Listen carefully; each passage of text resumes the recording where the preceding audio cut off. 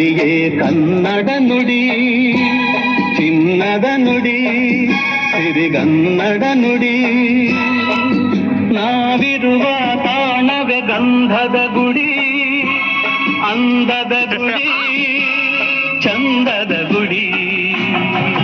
ನಾವಾಡುವ ನುಡಿಯೇ ಕನ್ನಡ ನುಡಿ, ನಾವಿರುವ ತಾಣವೇ ಗಂಧದ ಗುಡಿ, ಅಂದದ ಗುಡಿ, ಗಂಧದ ಗುಡಿ, ಚಂದದ ಗುಡಿ, ಶ್ರೀಗಂಧದ ಗುಡಿ.